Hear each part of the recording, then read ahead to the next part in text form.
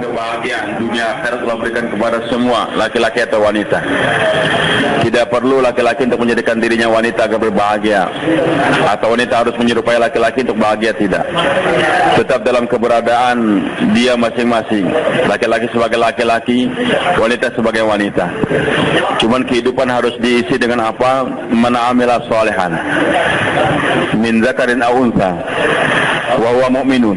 Barang siapa yang beramal soleh sama ada laki-laki ataupun wanita dan dia sendiri beriman, jadi kerja yang dia kerjakan, amal yang dia amalkan dengan landasan semata-mata karena Allah, ikhlas karena Allah Subhanahu wa taala, maka janji Allah diri kepada semua manusia nih, kalau kehidupan diisi dengan iman dan amal, falanuhyiyannahu hayatan thayyibah, pasti akan kami berikan kehidupan yang indah, keselesaan dalam kehidupan nih, kenikmatan, kebahagiaan, ketenangan, keamanan Allah berikan dalam iman dan amal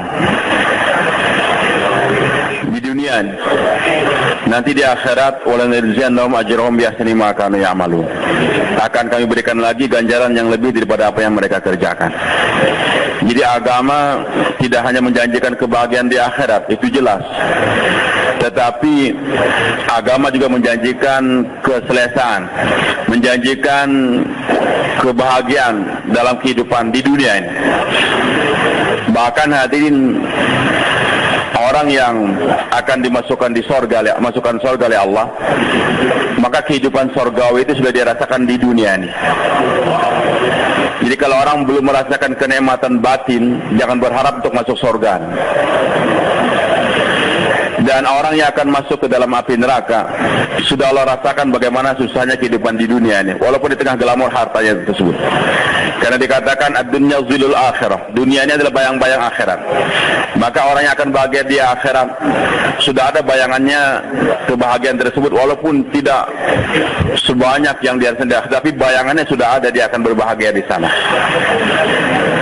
Hadirin yang dimuliakan oleh Allah Subhanahu wa taala, juga Allah firmankan, walau anna ahlal qura amanu wattaqau la fatahna barakatin minas samai wal ardh. Jadi sekiranya masyarakat kampung-kampung, masyarakat negeri-negeri yang dahulu ini, mereka beriman dan bertakwa, di hatinya adalah ilaha illallah, dalam anggota tubuh dia ini ada ketakwaan, di matanya ada takwa, di lisannya ada takwa, di telinganya ada takwa, dalam gapaian tangannya ada takwa, dalam langkah kakinya ada takwa. Maka dalam gerak-gerik kehidupan dia perhatikan perintah Allah dan dia jauhi larangan Allah Subhanahu wa taala. La fatahna 'alaihim barakatin minas samai wal ardh. Pasti kami bukakan keberkahan dari langit dan keberkahan dari bumi. Walakin kazzabu, cuman sayangnya mereka-mereka yang dahulu mendustakan ajaran, mendustakan para anbiya, mendustakan agama Allah Subhanahu wa taala. Fa akhadnahum bima kanu yaksibun, maka kami sikat mereka, kami azab mereka karena ulah perbuatan mereka sendiri. Hadirin yang dimuliakan oleh Allah Subhanahu wa taala, hari ini orang beriman merasa tidak aman.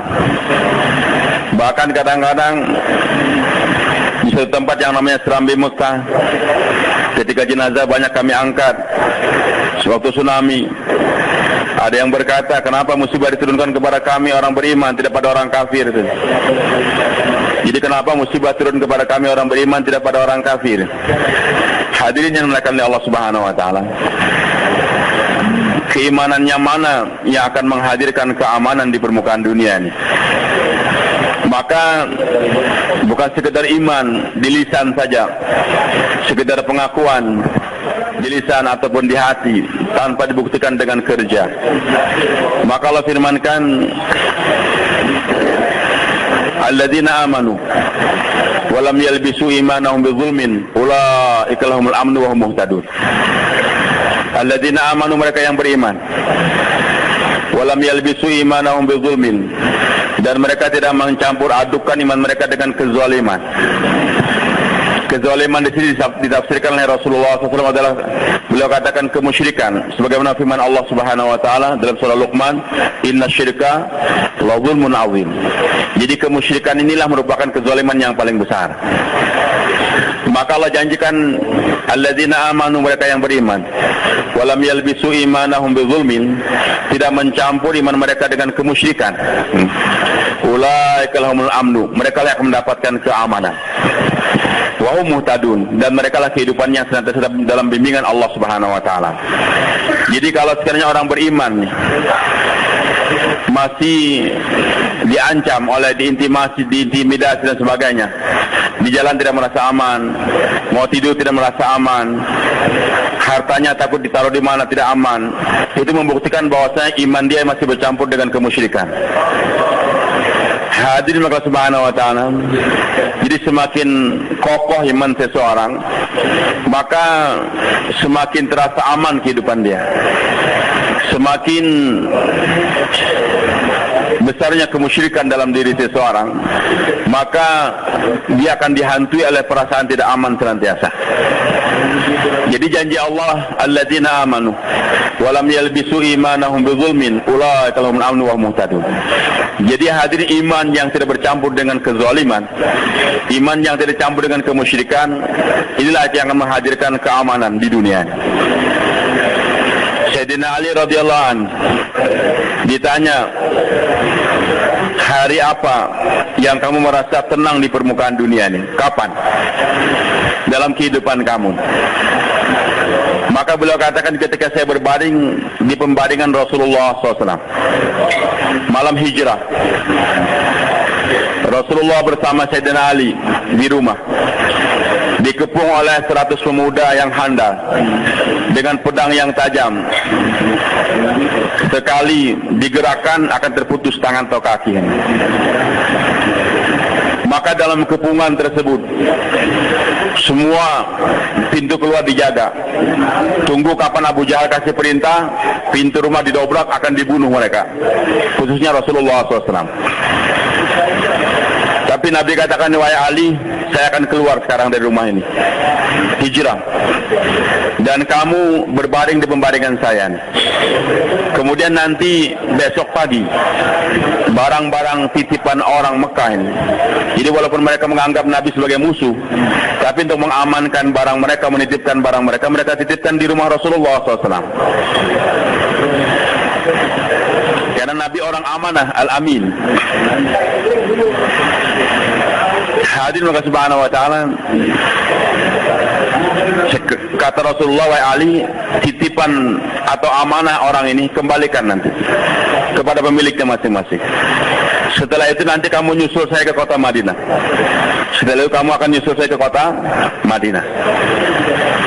Maka hadirin mendengar ucapan Rasulullah SAW, beriman, yakin dengan sabda Rasulullah SAW, bahwa saya nanti besok pagi Ali masih hidup, akan mengembalikan amanah orang-orang Mekah, bahkan akan menyusul lagi ke kota Madinah. Maka Sayyidina Ali tidak terkesan dengan pandangan mata 100 pedang yang terhunus di sekitar rumah Rasulullah SAW. Dia lebih yakin kepada sabda Nabi SAW daripada pedang-pedang yang dia lihat tersebut. Maka dengan tenangnya dia tidur lelap pada malam tersebut. Kenapa hadirin? Jadi Sayyidina Ali tidak takut dengan ancaman 100 pedang. Kenapa, Pak? Hah? Karena iman dia sudah tidak bercampur dengan kemusyrikan, tidak bercampur dengan kezaliman. Yakin bahwasanya pedang itu akan membahayakan, itu syirik kan ini. Yakin bahwasanya orang-orang para jawara-jawara nih, preman-preman yang sudah dibentuk oleh Abu Jahal, itu akan membahayakan, itu kemusyrikan. Jadi Sayyidina Ali radhiyallahu an terhunjam di hati, la ilaha illallah wa ma yantiqu anil hawa in huwa illa wahyu yuha. Yakin pada Allah dan yakin bahwasanya Nabi tidak pernah berbicara dusta, tidak ngomong sembarangan. Apa yang disabdakan oleh Nabi SAW wahyu daripada Allah. Maka hadirin, kemusyrikan akan, bahwasanya pedang akan bisa menebas leher seseorang, bisa memenggal seseorang, telah hilang di hati Sayyidina Ali radhiyallahu anhu. Maka beliau merasa aman, justru malam tersebut merasa paling aman. Aneh, hari ini Karkun tidur nggak merasa aman dari nyamuk saja, nggak merasa aman. Jadi jangankan pedang baru, nyamuk saja sudah takut. Makanya orang yang musyrik ini yang kena gigitan nyamuk.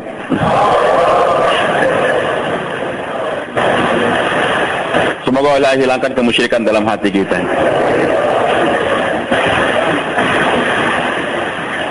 Kemarin terjadi perdebatan di antara ulama.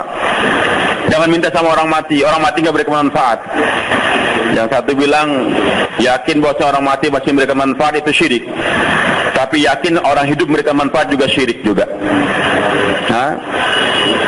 Sama-sama syirik. Ada orang mati, kita yakin kita minta orang mati, syirik.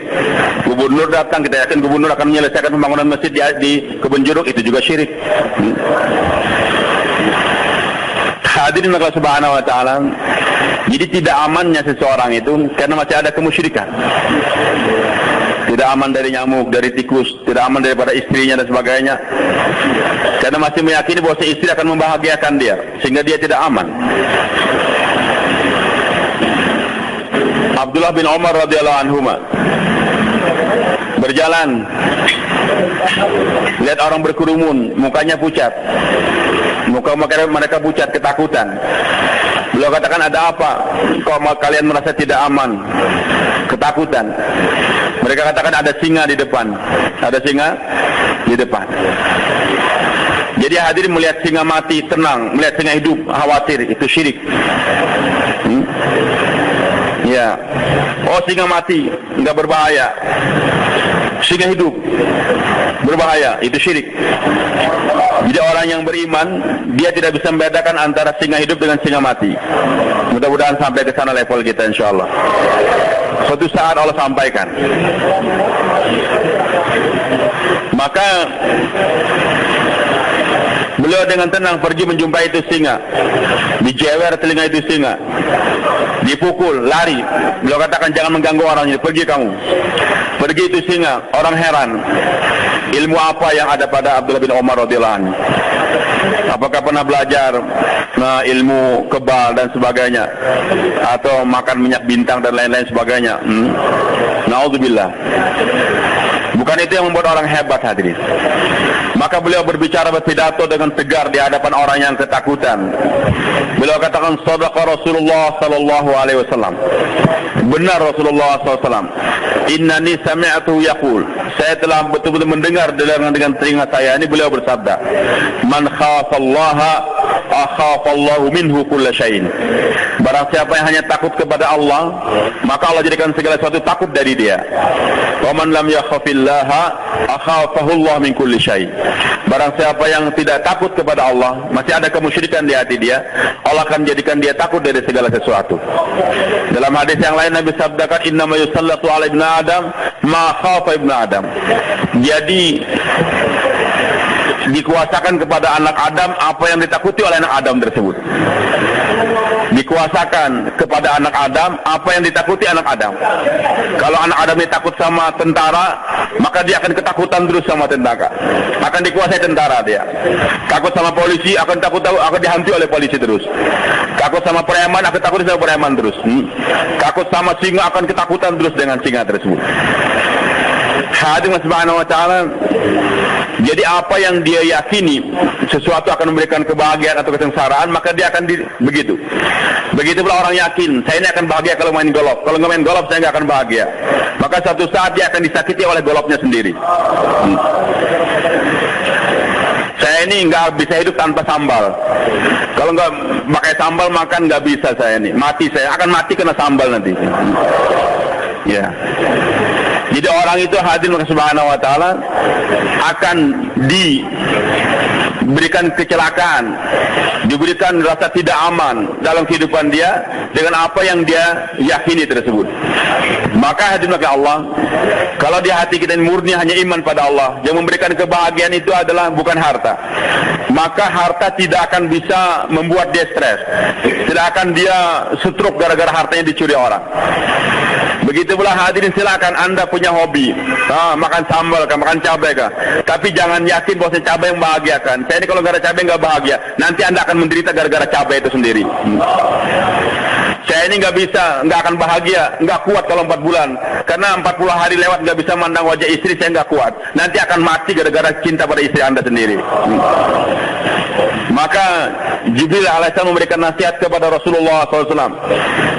Ya Muhammad SAW, habibaka haunan ma, fa'asa yakuna baghidaka yawman ma. Wahai Muhammad SAW, cintai apa yang kau cintai itu sekedarnya saja. Nanti suatu saat akan jadi musuh kamu. Jadi apapun yang kita cintai, manusiakah, bendakah, sekedarnya. Mencintai istri sekedarnya, jangan berlebihan. Mencintai anak sekedarnya. Mencintai ayah sekedarnya. Mencintai makanan sekedarnya. Tapi kalau dicintai berlebihan, nanti akan jadi musuh kamu suatu saat. Kalau bapak dulu suka makan kambing, sekarang nggak bisa. Oh, nggak kuat saya, kolesterolnya banyak, stroke nanti makan kambing. Kenapa? Dulu pernah punya keyakinan kambingnya akan membahagiakan dia. Hadirin yang dimuliakan Allah Subhanahu Wa Taala, satu orang saya lihat kasihan dia, pedagang emas, sibuk berdagang terus.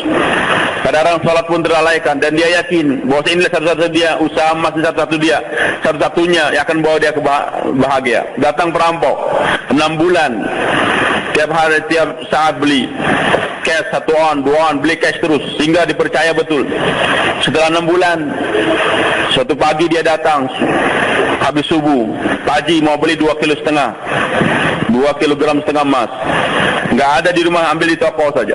Nanti kita sama-sama sekarang, pagi-pagi. Sampai di toko, dia buka almari besinya. Waktu menunduk langsung dipukul oleh itu pencuri, oleh perampok. 2 temannya sudah nunggu. Ini orang pingsan, habis semua berangkasnya, emasnya diambil semua. Setelah siuman ternyata sudah habis semua. Sampai sekarang beliau stroke. Hartanya habis, dirinya stroke. Kenapa? Karena yakin gara-gara emas dia akan membahagiakan. Maka orang yang mencintai emas berlebihan daripada segalanya, suatu saat akan diuji oleh emas tersebut. Begitu pulang nggak bisa keluar 3 hari gara-gara kecantikan istrinya. Nanti istrinya ngomel kalau nggak berangkat. Hati-hati, suatu saat dia akan stroke gara-gara istrinya. Istrinya dibawa kabur oleh laki-laki yang lain. Maaf, hadirin, bukan untuk bercanda nih. Menjelaskan apa yang dikatakan oleh Nabi SAW, apa yang dikatakan Jibril alaihissalam. Maka hadirin, keamanan tidak akan datang dalam kehidupan seseorang kalau keimanan dia masih bercampur dengan kemusyrikan. Alladzina amanu wa lam yalbisu imanahum bidzulmin ulaika lahumul amnu wa hum muhtadun. Jadi orang yang beriman dan tidak mencampur iman dia dengan kezaliman, itu kemusyrikan, pasti mereka aman. Kemusyrikan Allah katakan 2 dalam Al-Quran, dalam akhir surah Yusuf. Syirik jali, syirik khafi. Kenyataan yang ada Allah katakan dalam Al-Quran, wa ma aktsarun nasi walau harasta bimu'minin.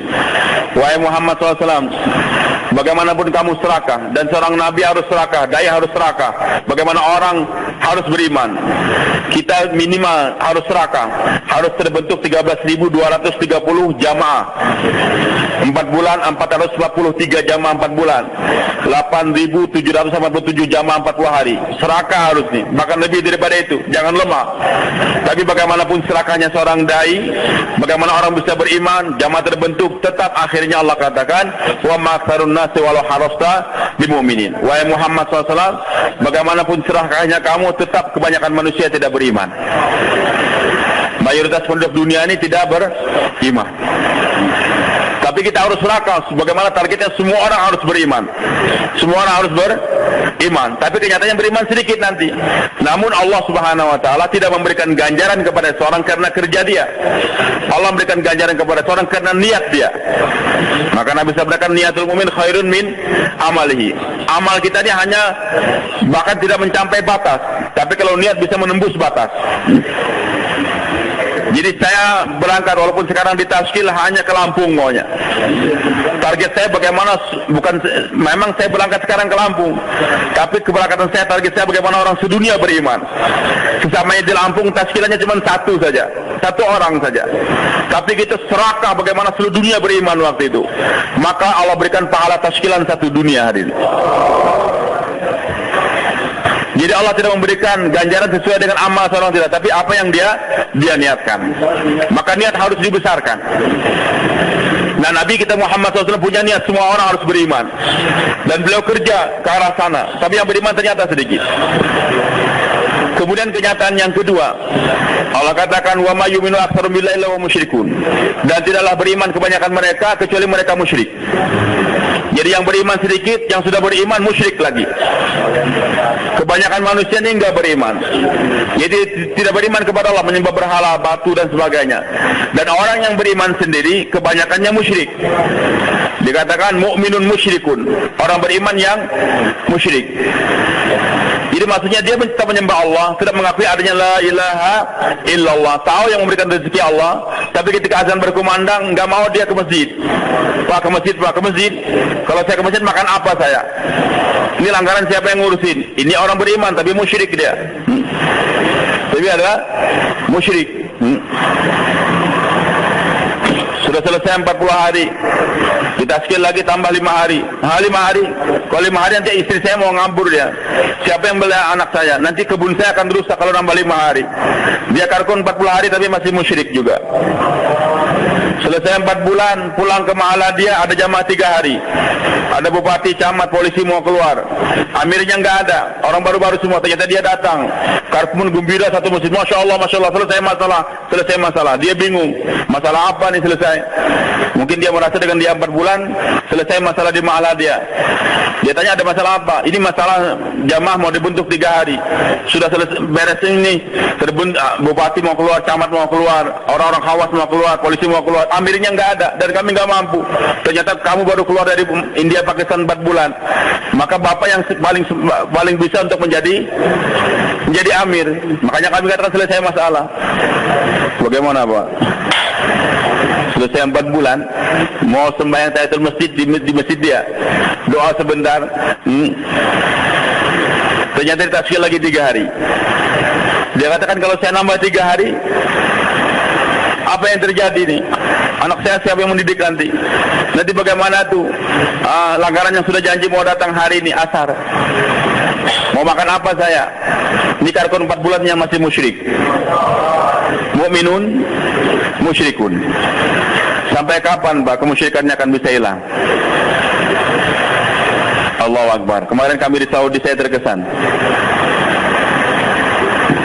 Kata salah seorang dari karkun di Saudi, syaitan ini hanya takut kepada dai yang bicara.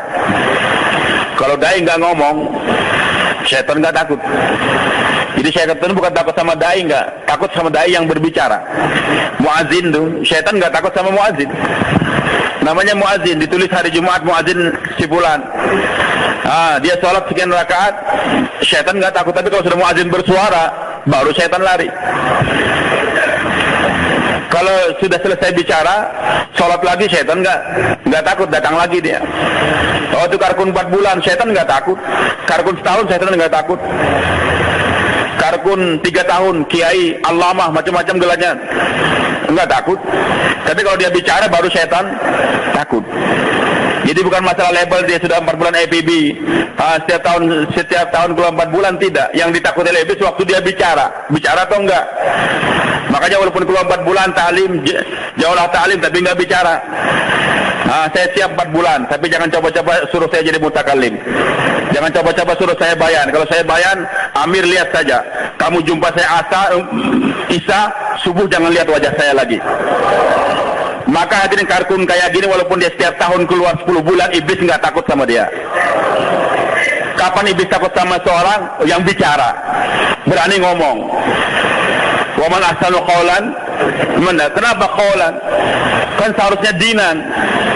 Tapi agama itu wujud di awal daripada kita ngomong, bicara. Faqulu qawlan sadida, bicara, ngomong terus. Bicarakan kebesaran Allah. Maka di saat dai bicara kebesaran Allah, baru kemusyrikan akan hilang, syaitan akan lari. Dai enggak ngomong lagi, diam saja.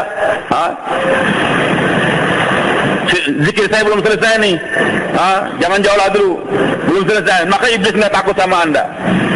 Bersedia bicara senantiasa insyaallah.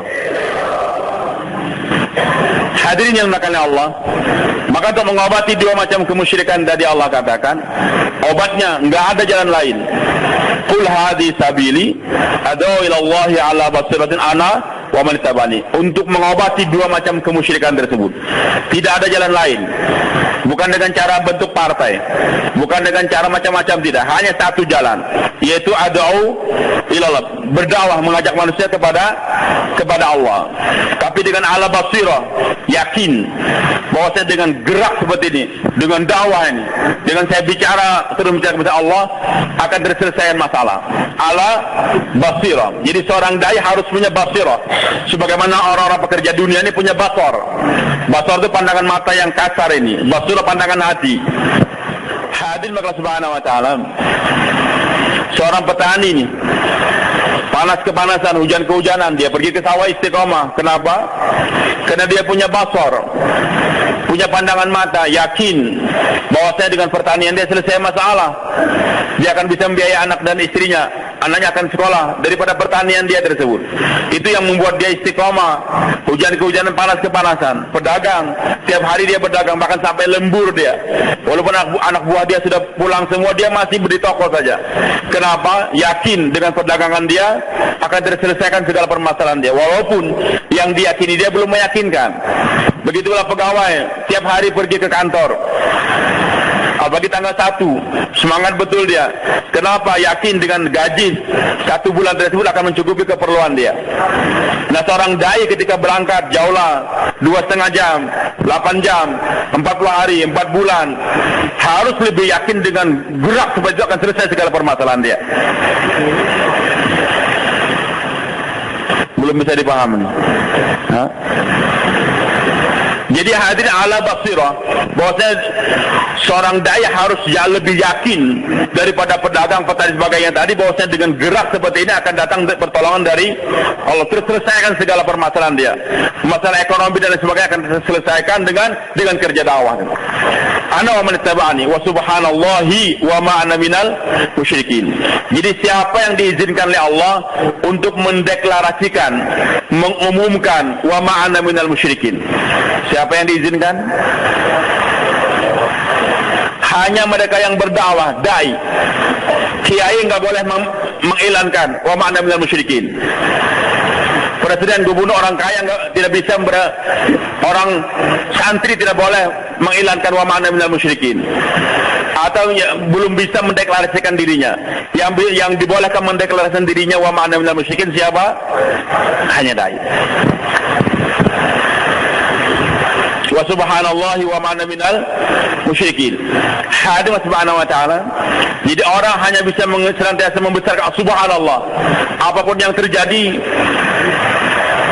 kehebatan apapun, dia hanya mengatakan subhanallah wa ma ana minal musyrikin. Kalau dia tidak berdakwah, susah untuk mengatakan subhanallah. Dia punya kekayaan, nyumbang terus untuk masjid, mengatakan subhanallah repot. Dia akan mengatakan sayang biaya dan sebagainya. Dia ngajar terus, setiap hari ngajar, nggak pernah dakwah. Maka untuk mengatakan subhanallah, mengatakan kebesaran Allah agak repot. Dia akan mengakui saya yang lebih hebat. Kenapa kamu pindah guru sana? Kenapa pindah pesantren? Apa saya nggak mampu ngajar kamu? Begitulah yang belajar dan belajar terus, bagi pada satu guru saja, dan dia nggak dakwakan apa yang dia pelajari. Maka dimanapun dia menceritakan kehebatan gurunya, kewalian daripada guru yang dia miliki tersebut.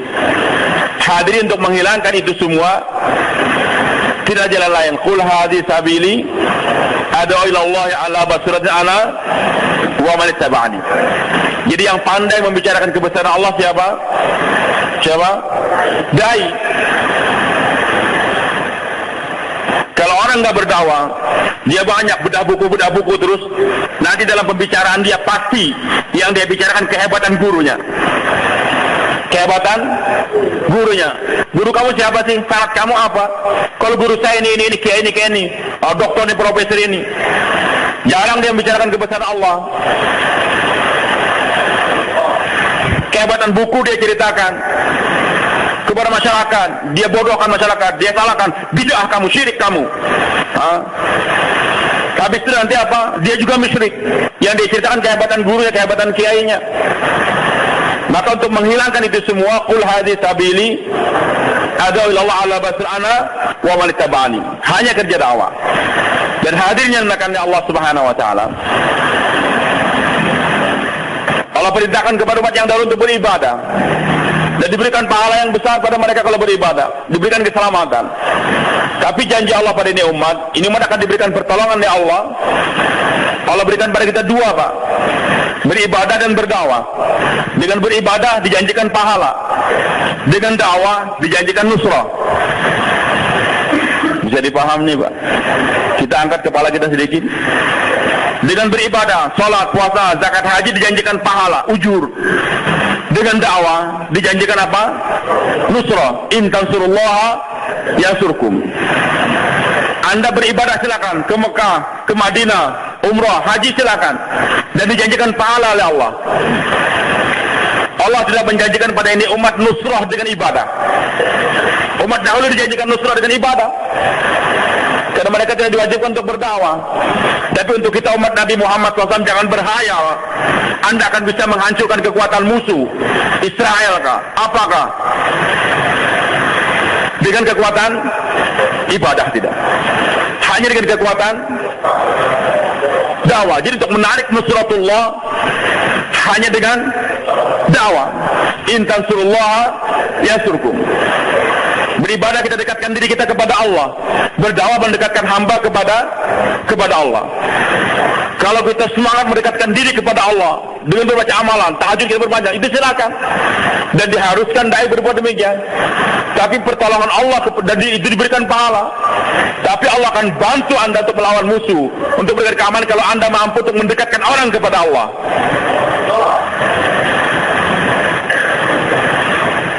Agak susah barangkali untuk dipahami, hadirin. Istimewa Pakistan, saya sudah pernah ceritakan juga dahulu di sini. Jadi malam saya hampir satu malam nggak tidur. Bukan karena pusing dengan dentuman, nggak, ingin saingan saja. Dan juga karena ada SMS banyak dari kawan-kawan. Ustadz, ini gimana nih tablik nih, nggak bicara solidaritas muslim, teman-teman kita di Gaza dibom, sementara kita jauh lagi gitu saja, talim saja. Hah?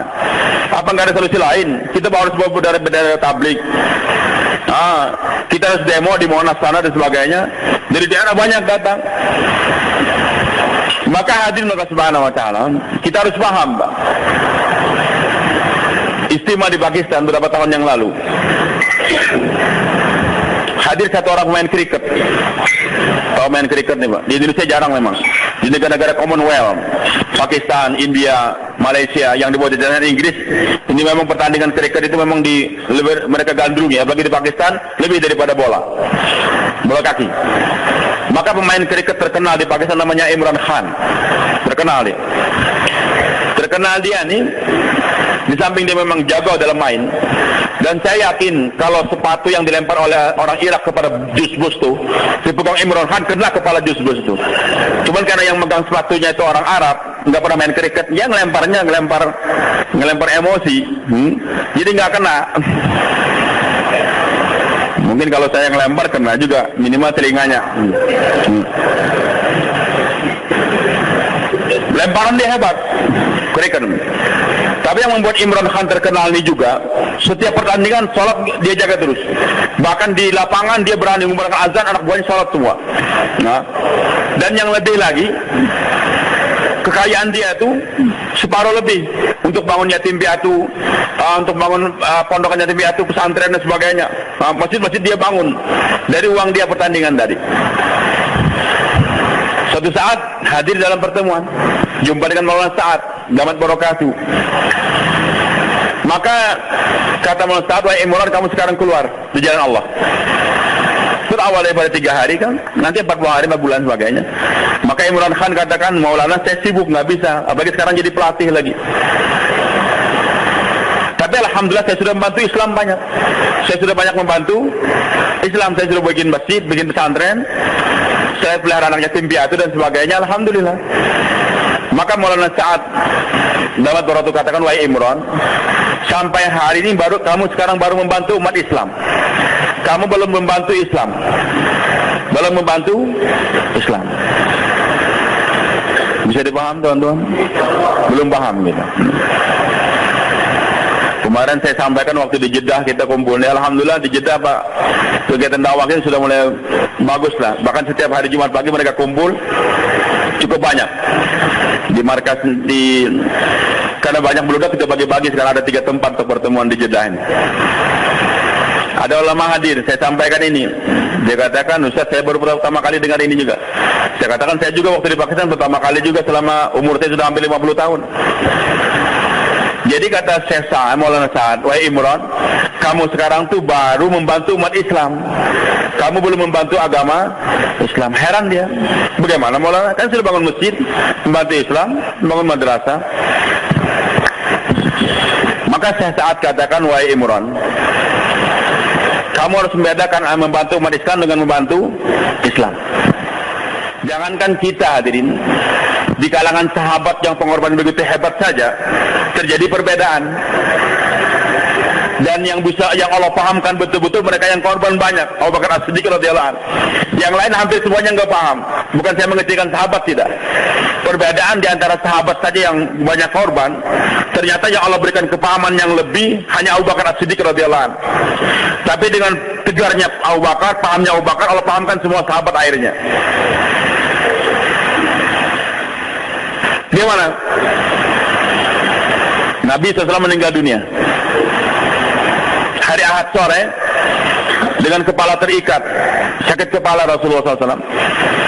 Bayan hidayah kepada rombongan Usama bin Zaid yang akan diberangkatkan menghadang tentara Romawi yang mau menyerang kota Madinah. Kata Nabi, Amsidu Ba'sa Usama, berangkatkan rombongan Usama. Ini sudah dibayan hidayah, bahkan malam hari yang berangkat semua, jangan ada yang bermalam lagi di kota Madinah. Maka dalam keadaan sakit, kepala diikat, menahan sakit, naik kasih bayan hidayah.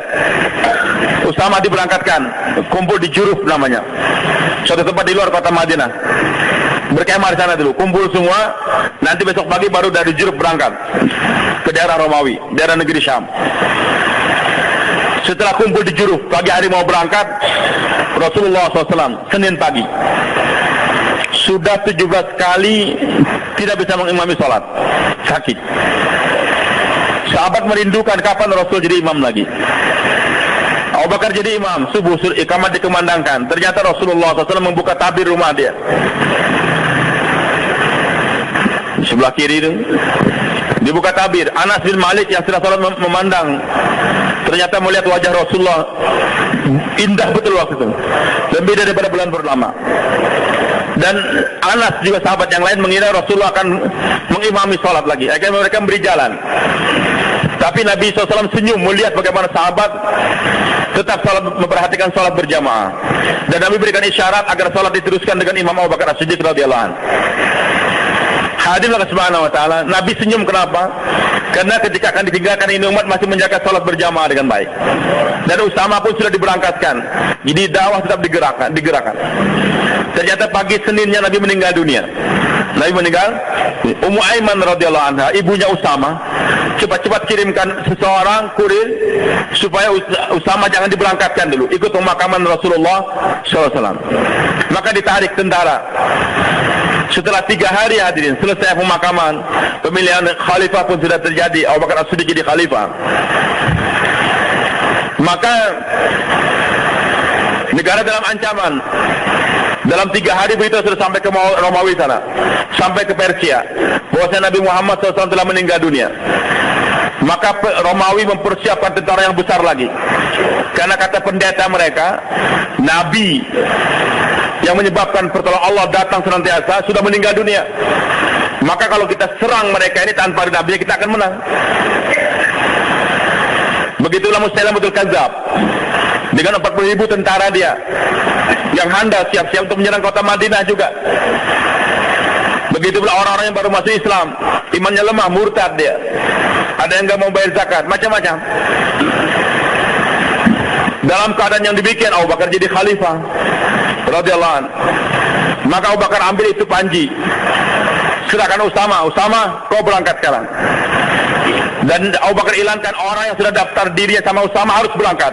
Kalau tidak berangkat akan saya usir dari rumah dia.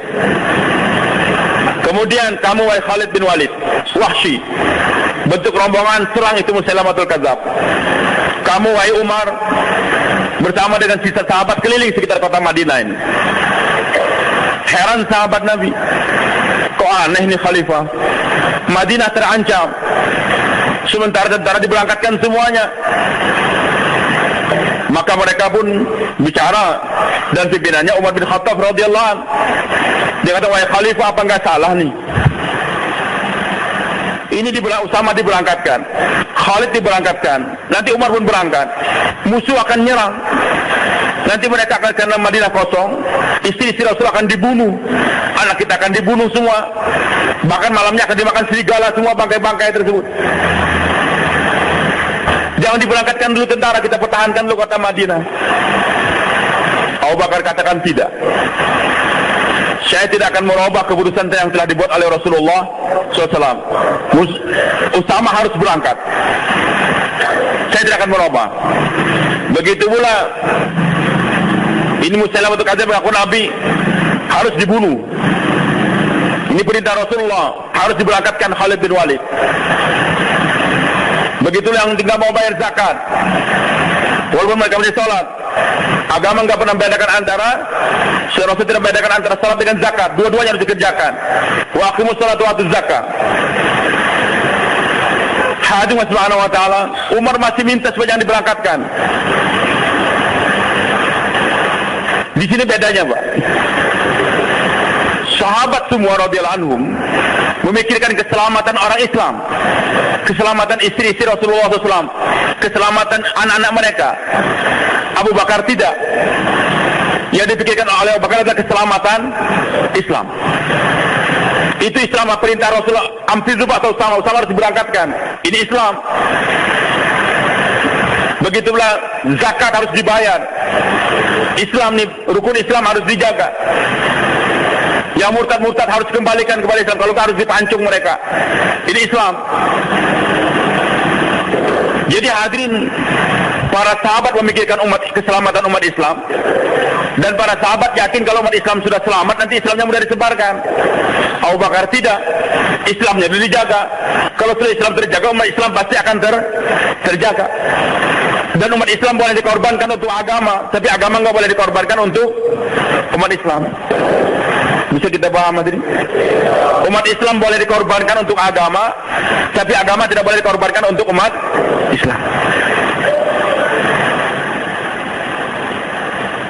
Umat Islam terbunuh semuanya mati untuk agama, bagus. Umat Islam hidup semuanya dengan penuh kenikmatan, dapat istana semua, tapi Islam dikorbankan, nggak bisa. Saya tidak mau hidup untuk mengorbankan Islam, tapi saya siap mati untuk Islam. Biarkan badan saya dikoyak-koyak, dicincang, tapi Islam hidup. Jangan sampai umat Islam hidup tenang, ekonominya beres, anak mereka terpelihara jadi dokter, insinyur, profesor semua, sementara Islam dikorbankan, tidak bisa.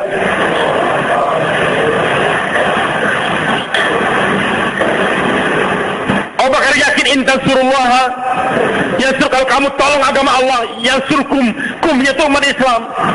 Kamu umat Islam itu akan terpelihara kalau kamu pelihara agama. Bukan agama terpelihara karena ada kamu, tidak. Maka hadirin Allah Subhanahu wa taala, lihat Umar masih kayaknya tegar dengan pendirian supaya tentara jangan berangkat.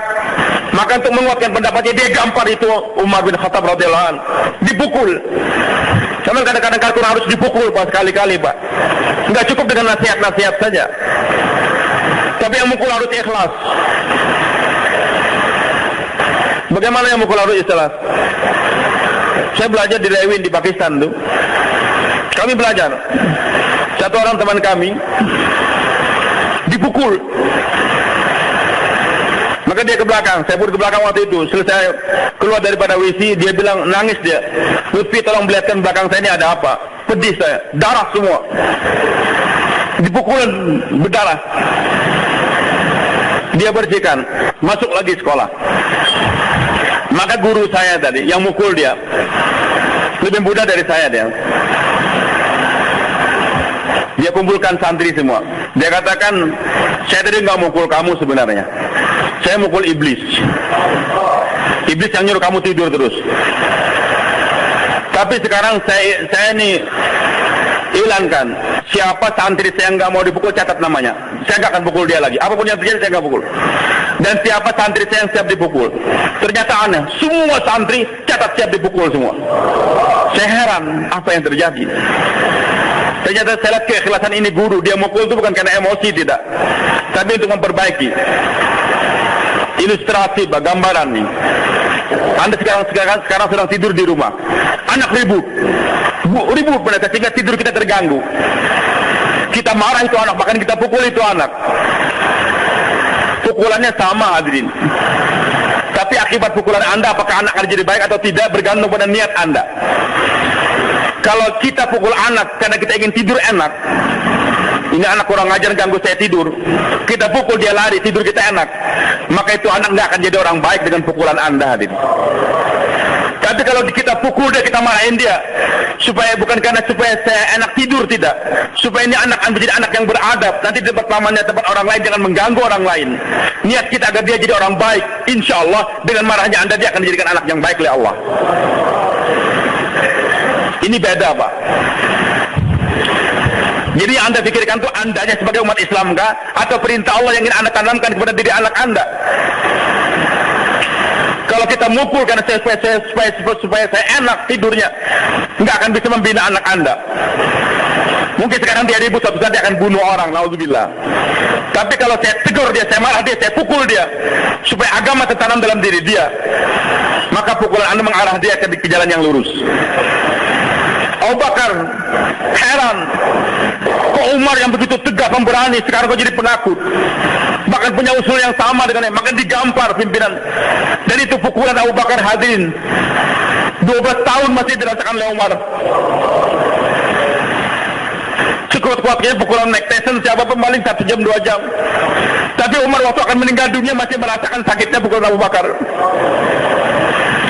Kalau yang mukul musuh itu biasa, tapi yang mukul ini orang yang kita cintai, guru kita, berat. Tapi mukul dia ikhlas. Kenapa kau Umar begitu digampar? Maka melihat gamparan tersebut dibentak oleh Abu Bakar.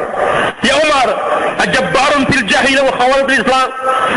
Ajabbarun fil jahiliyah, kamu preman zaman jahiliyah, pemberani zaman jahiliyah.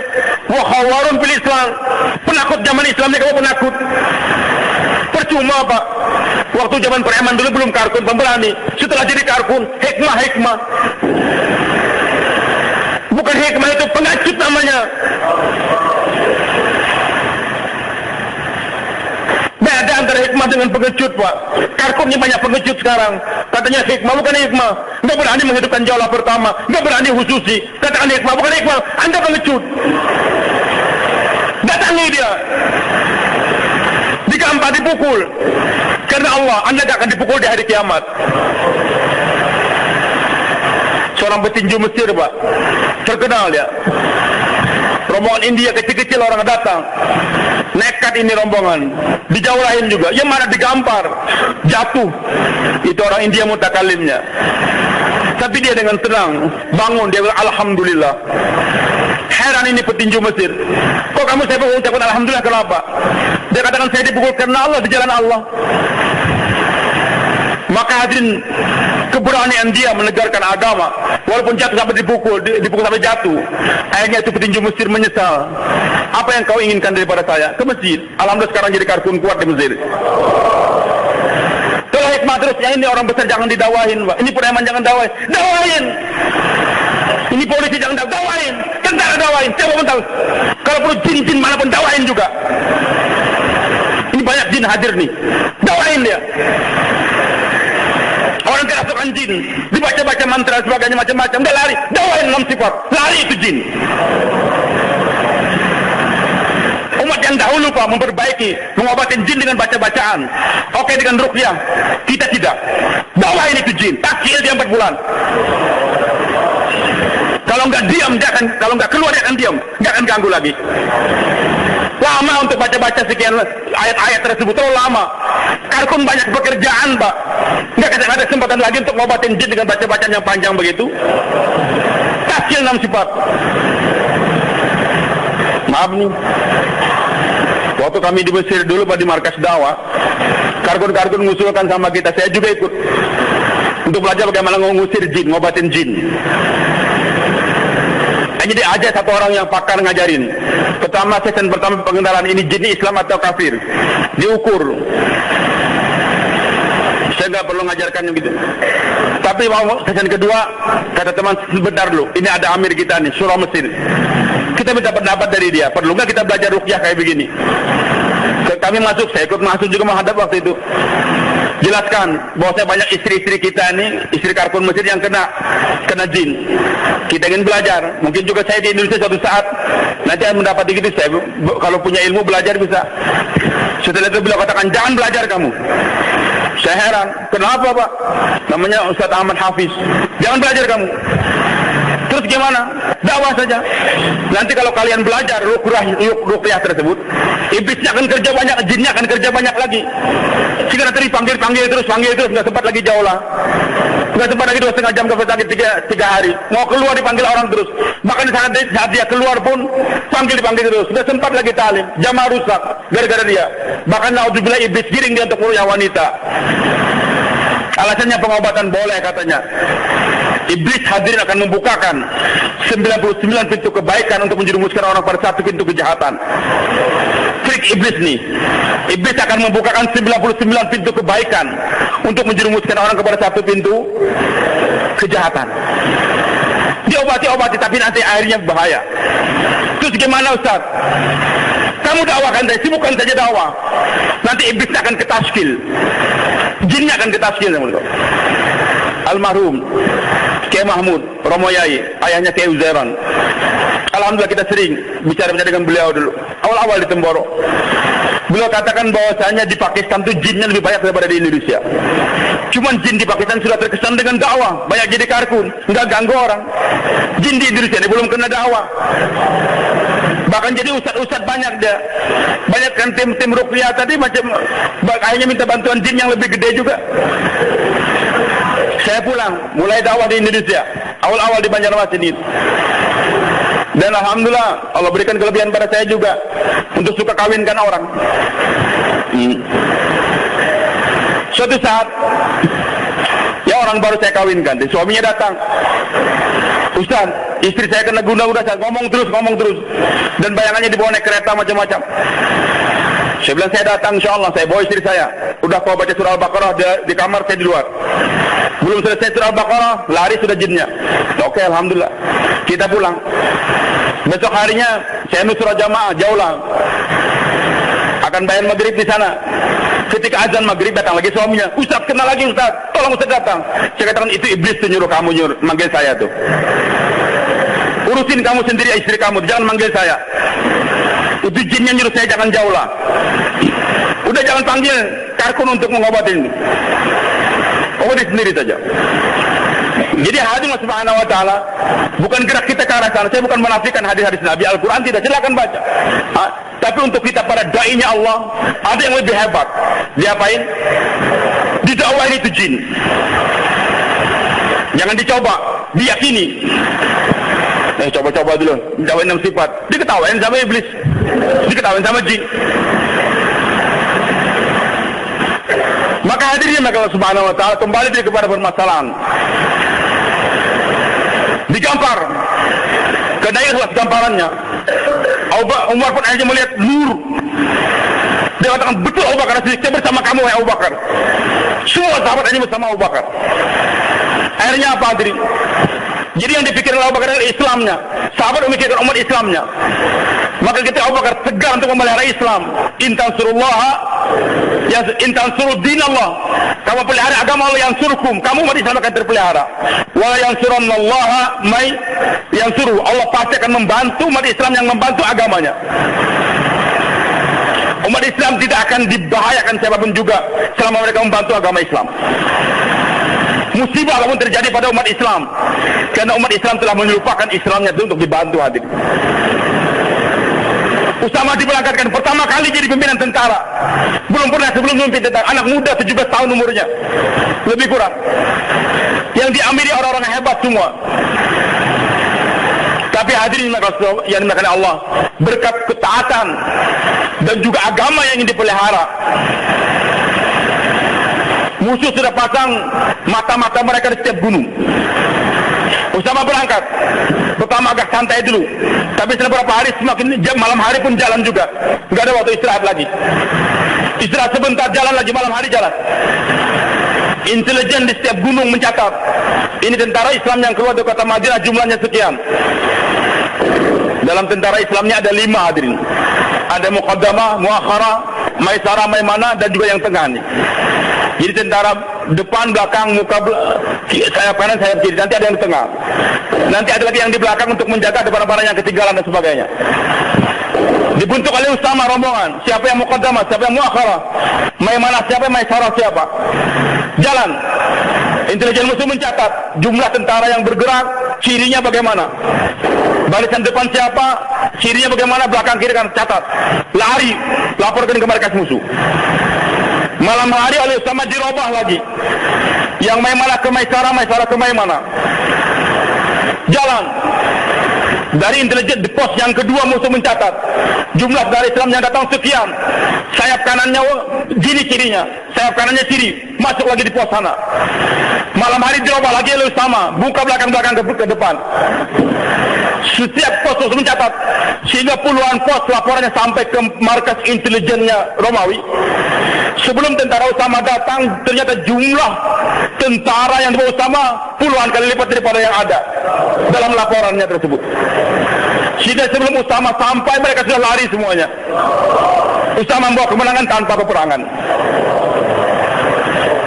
Khalid bin Walid bersama Wahsy dan lain-lain menghadapi tentara Musailamah yang begitu hebat, 40.000. Ada yang korban juga di antara tentara. Wahsy membidik, yang dia bidik cuma satu ini saja, Musailamah, sebagaimana dia telah membidik Hamzah. Dia nggak membunuh yang lain, ini saja. Dan Hamzah pun jatuh tersungkur syahid dengan lembingnya Wahsy. Maka dalam peperangan dia bidik ini saja dia orang Musailamah.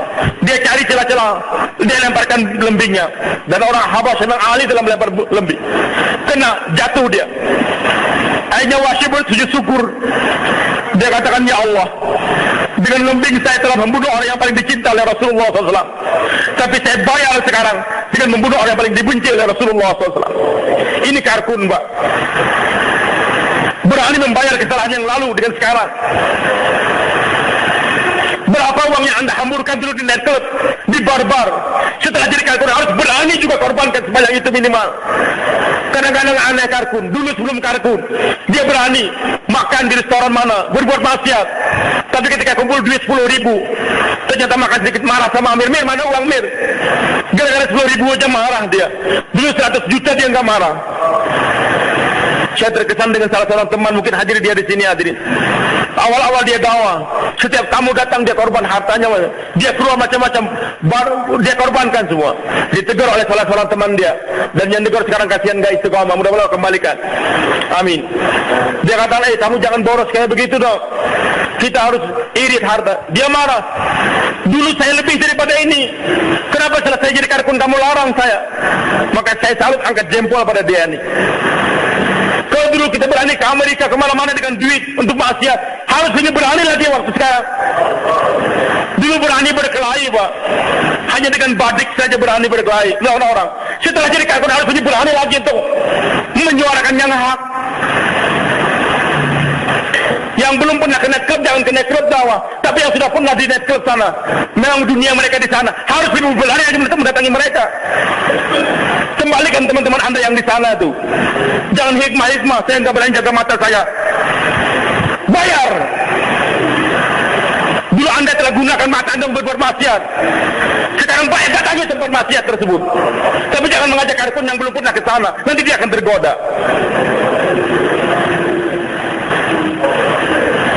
Hadirin yang subhanahu wa ta'ala, di tempat kami polisi alhamdulillah sudah mulai banyak ikut. Suatu saat saya mendengar ada laporan, Ustaz, kemarin ada dakwah di nightclub ini. Saya bilang, siapa yang dakwah? Oh, polisi ini. Enggak apa-apa, memang dunia beliau ada yang tadinya di sana. Pada intelektual masuk laptop biasa kan. Sekarang beliau sudah ikut 3 hari pakai sorban, lampu nyalakan, bicara dia target orang. Saya bilang Bapak bagus untuk kerjakan itu semua, tapi kami tidak Pak. Kenapa? Nanti kalau sekiranya kawan-kawan dari kebun jeruk langsung pakai sorban ke sana, orang bisa bikin fitnah, dinyalakan petasan atau bom, kita yang ketangkap semua. Tapi kalau mereka sudah biasa di dunia, sudah kenal, sudah silakan. Harus dibayar hadirin kesalahan yang lalu. Berapa uang yang kita gunakan di zaman jahiliyah? Bukan alasan hikmah, tidak. Maka bersyukur sejak Wahsy ini, dia telah mampu untuk membunuh orang bayaran. Tadi dia gunakan lembing untuk membunuh orang yang paling dicinta oleh Rasulullah, itu Hamzah. Sekarang dia bayar setelah jadi karkun, membunuh orang yang paling dibenci oleh Rasulullah SAW, itu Musailamah al-Kadzdzab. Dengan gerak Sayyidina Umar sekitar kota Madinah, maka orang pun bingung. Tentara yang bersama Usama sekian banyak, tentara yang bersama Khalid sekian banyak, bersama Umar sekian banyak, tentu yang berada di Madinah lebih banyak lagi. Padahal enggak ada. Sehingga mereka tidak berani mengirim satu orang pun ke kota Madinah. Padahal enggak ada orang, cuma Abu Bakar saja hadirin. Sampai 3 hari 3 malam enggak ada azan di Masjid Nabawi. Tapi dengan Islam dipelihara, umat Islam pun terpelihara. Maka Maulana Sa'ad katakan, wahai Imran, kamu sekarang baru melihara umat Islam. Hadir membangun masjid bukan untuk Islam, Pak. Maaf, untuk umat Islam. Kita bangun masjid untuk apa? Untuk siapa? Susah untuk mengatakan bukan untuk Islam, Pak. Mungkin Anda bicara sebentar tadi digorok orang, Pak. Ini apa nih fatwa-fatwa apa kok kita bangun masjid bilang bukan untuk membantu Islam? Hadirnya maka Allah, umat Islam nih Pak, tanpa masjid bisa sholat. Bahkan inilah kelebihan Islam dengan agama yang sebelum, kelebihan umat Nabi Muhammad daripada umat yang lain. Umat-umat dahulu, umat Nabi Musa, umat Nabi Isa, mereka itu tidak boleh sembahyang di sembarang tempat. Di jalan-jalan nggak bisa Pak. Mereka itu untuk sholat harus di tempat khusus, di musallanya, di sawamnya. Tapi untuk umat Nabi Muhammad, kata Rasulullah, Allah berikan kepadaku 5 kelebihan. Di antaranya, ju'ilat liyal ardu masjidan wa tahuran. Bumi ini semua dijadikan untuk aku dan umatku ini masjid dan tempat sujud. Dan tahuran, tempat untuk bersuci, bisa digunakan untuk bertayamum. Umat dahulu nggak ada tayamum, Pak. Tayamum hanya untuk umat Nabi Muhammad SAW. Maka untuk kita umat Nabi Muhammad di padang pasir sholat silakan, di tengah sawah sholat silakan. Suatu saat ini masjid direhab semua, kita pindah sholat di tengah jalan boleh.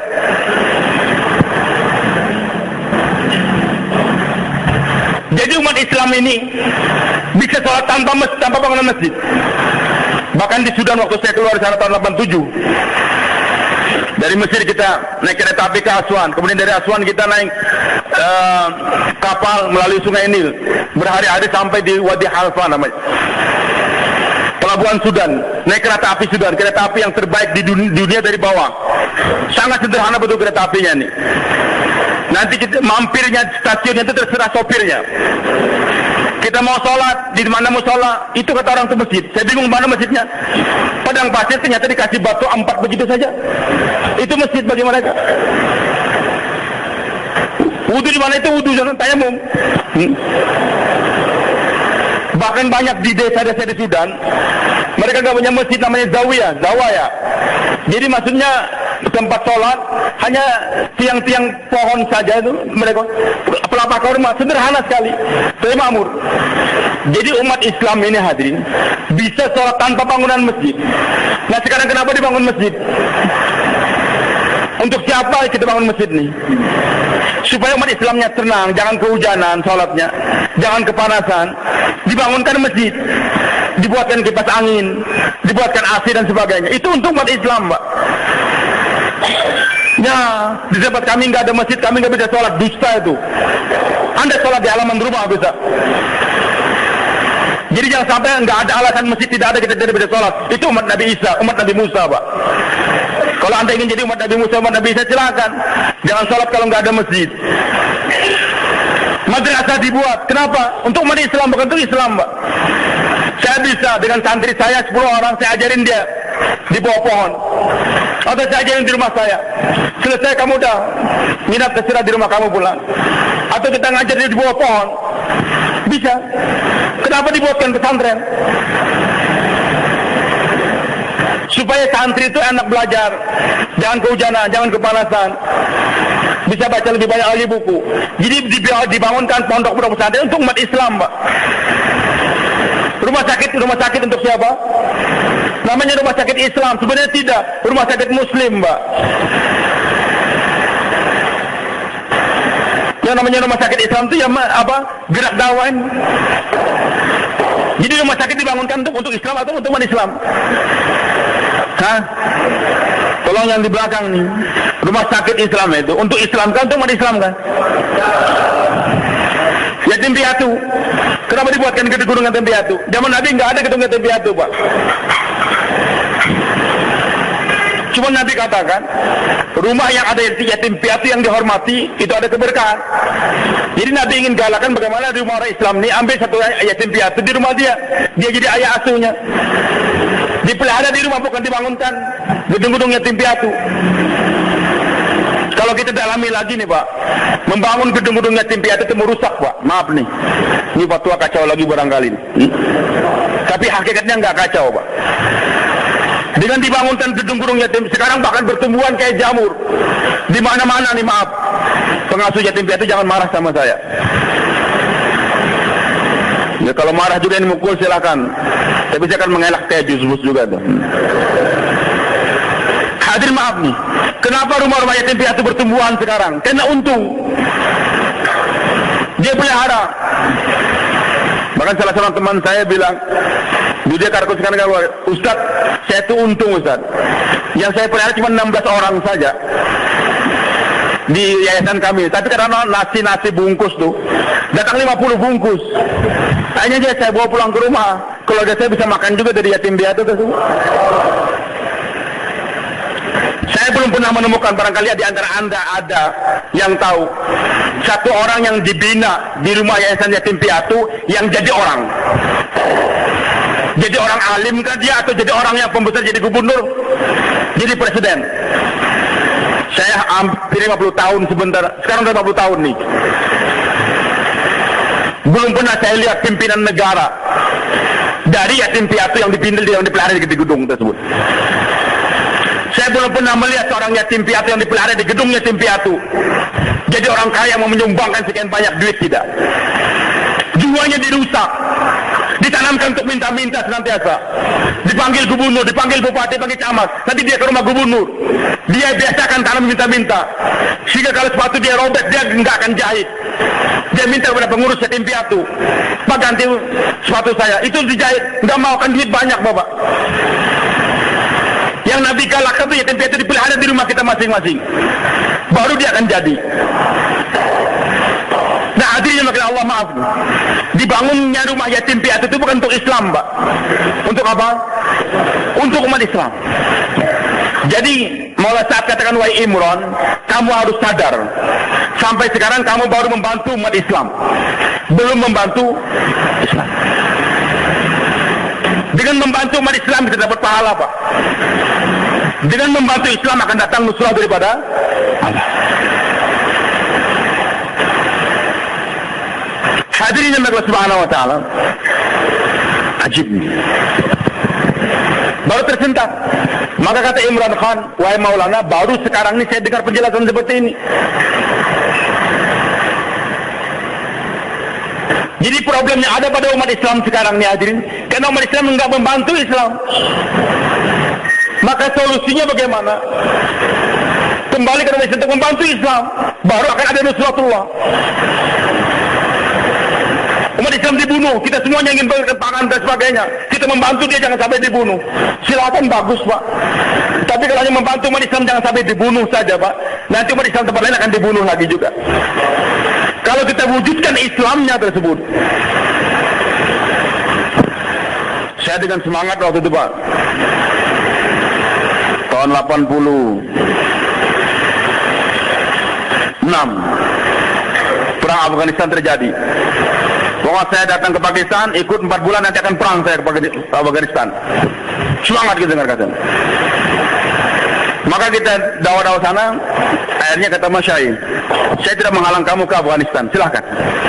Tapi yang lebih penting sekarang itu kita kirim rombongan dakwah ke Afghanistan. Beliau katakan kalau hari ini Rusia keluar, itu tahun berapa Pak? Tahun 86.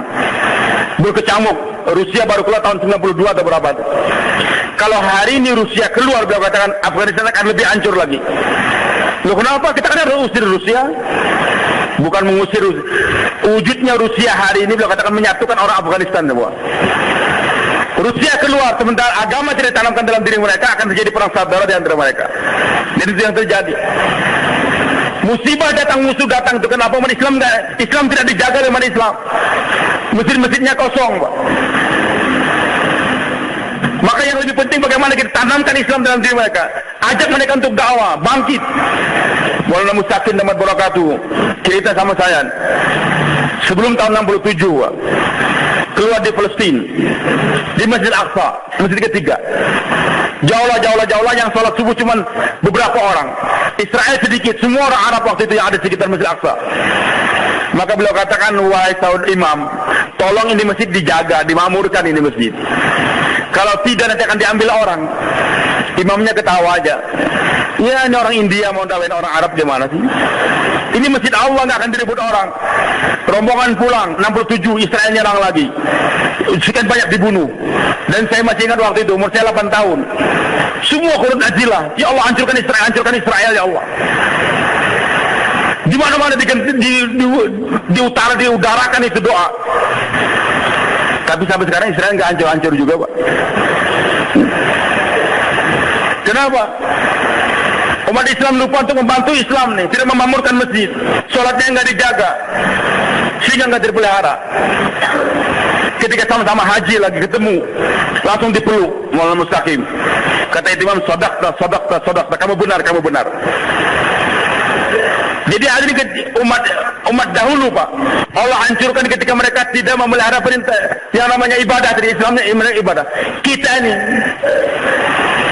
tidak dipelihara. Kalau kita hanya memegang ajaran, hanya agama kita pegang, tapi Islamnya tidak kita tolong, hanya diamalkan saja, belum ada jaminan ibadah.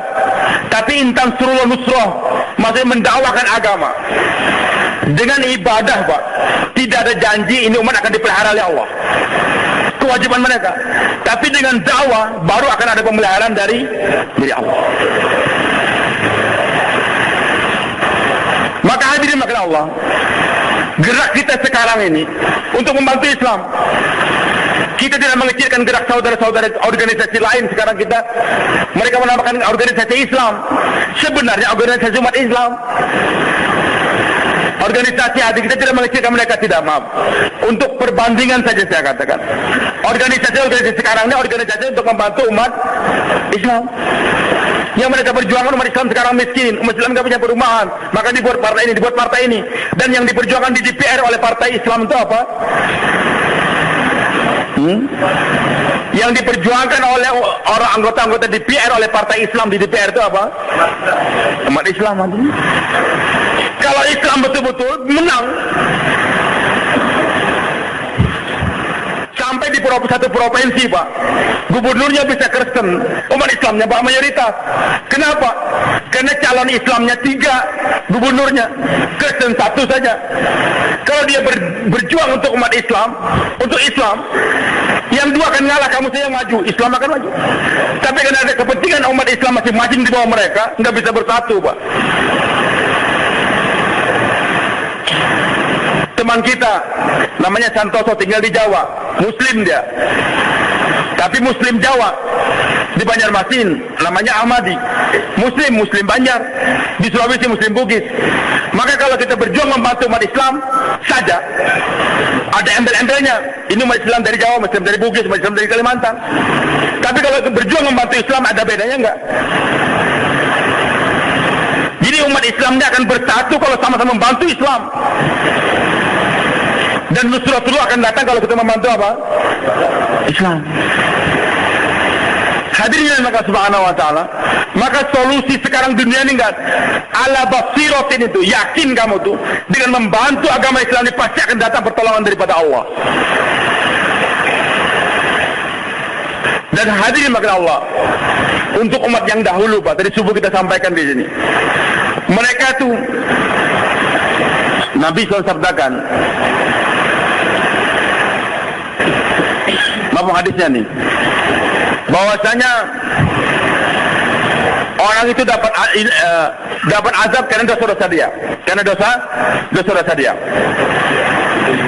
Dalam Quran juga Allah katakan, "Masul musibah bagi maka sabat aidikum." Musibah itu datang karena Allah perbuatan kamu sendiri. Juga Nabi sabdakan, innal mar'a la yuhramu rizqa min dzambin yusibu. Orang itu mendapatkan musibah, orang itu mendapatkan terhalang rezeki, susah jadi rezeki karena dosa-dosa dia. Jadi susahnya rezeki ini karena ada dosa. Musibah datang, baik tsunami, diserang dengan bom macam-macam karena dosa. Baik, untuk umat yang dahulu Pak, mereka itu diampunkan dari dosa dengan banyak istighfar. Dengan banyak istighfar. Janji Allah nih, kalau mereka banyak berzikir istighfar, Allah ampunkan dosa mereka. Untuk kita juga diperintahkan untuk istighfar banyak-banyak. Bahkan Nabi sabdakan, istighfaru bakum wa inni la astaghfirullah fil yaumi 70 maratan. Dalam riwayat 100 marah. Istighfar kamu. Saya itu istighfar kata Nabi setiap hari 70 kali atau sampai 100 kali. Itu Nabi, apalagi kita. Tapi hadirin maka Allah janjikan untuk umat dahulu, mereka itu akan diberikan maghfirah dengan istighfar mereka banyak-banyak. Untuk ini umat tidak. Untuk ini pun akan diberikan maghfirah dengan gerak membantu agama Allah. Banyak ayat Al-Quran menjelaskan demikian. Ya ayyuhalladzina amanu hal adullukum ala tijaratin tunjikum min azabin alim tu'minu billahi wa rasulihi wa tujahiduna fi sabilillahi bi amwalikum wa bidzalikum khairukum kuntum ta'lamun. Hasil daripada Anda berjuang, bergerak dengan harta dari sini apa? Yaghfir lakum dzunubakum. Diampunkan dosa. Ayat yang lain, walladzina kafaru ba'dhum awliya ba'd. Allah katakan di kenyataan dunia sekarang sampai hari kiamat, orang-orang kafir itu satu sama lain bekerja sama. Orang kafir itu bekerja sama satu sama lain, walaupun namanya komunis kah, namanya kapitalis kah, namanya oriental, apa saja yang mereka namakannya, tapi yang jelas Yahudi, Nasrani, Majusi semua kerja sama. Untuk apa kerja sama? Allah firmankan dalam ayat yang lain, innal ladzina kafaru yunfiquna amwalahum liyasuddu an sabilillah fasayunfiquna. Sesungguhnya orang-orang kafir akan menggunakan menafkahkan harta mereka untuk menghalang orang dari jalan Allah, memindahkan orang dari jalan yang lurus, pindah ke agama. Dan akan dikuatkan lagi fasayunfiquna, dan mereka terus akan menafkahkan harta mereka. Jangan berhayal Anda satu detik pun juga orang kafir akan berhenti menggunakan duitnya untuk menghalang orang dari jalan Allah. Ini takkid daripada Allah, fasayunfiquna.